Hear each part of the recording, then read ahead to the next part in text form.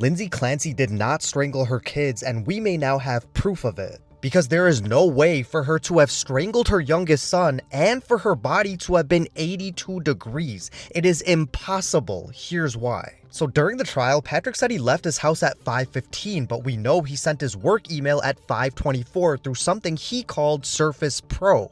Surface Pro is a 2-in-1 hybrid computer, kind of like a tablet that transforms into a laptop. This is important. Reddington also later asked him, "You sent the email from where?" And he says, "My laptop," but then later hesitates and says, "Maybe it was from my phone." But we know it was from his laptop, and his laptop was pinged at his home at that time, putting Patrick at his home at 5:24 p.m. And the drive from his home to CVS is 3 to 4 minutes, and we saw him walk through the doors of CVS at 5:32, meaning he left from his home earliest at 5:25 and latest at 5:29. At 5:33, he calls Lindsay to say they're out of stock of the Pedialyte, so he's going to get the generic brand, which we know is a lie because after seeing the evidence photos, you can see through the bag that he actually got the Pedialyte. And a minute later at 5:34 p.m. is when Lindsay calls him back, and at that point she is at the top floor of the house, and we don't know where she went after that, which gave her 5 to 10 minutes max after Patrick left until that phone call.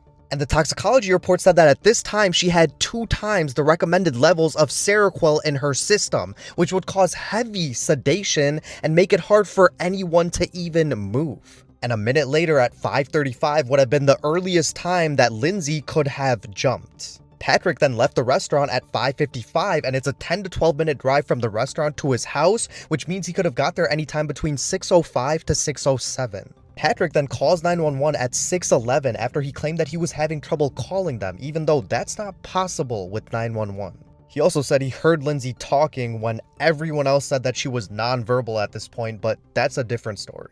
First responders then arrived at 6:15, and their youngest son, Callan, the 8-month-old, got to the ER sometime between 6:30 to 6:40. And 10 minutes after Callan arrived, they were able to revive his heartbeat.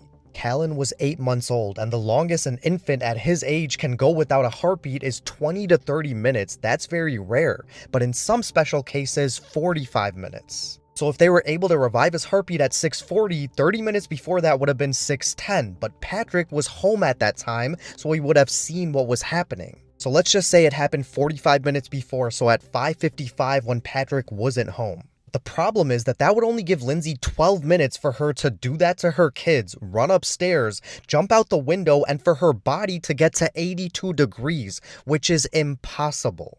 Because the minimum amount of time for her body to get to that temperature is 45 minutes to 4 hours, depending on the circumstances.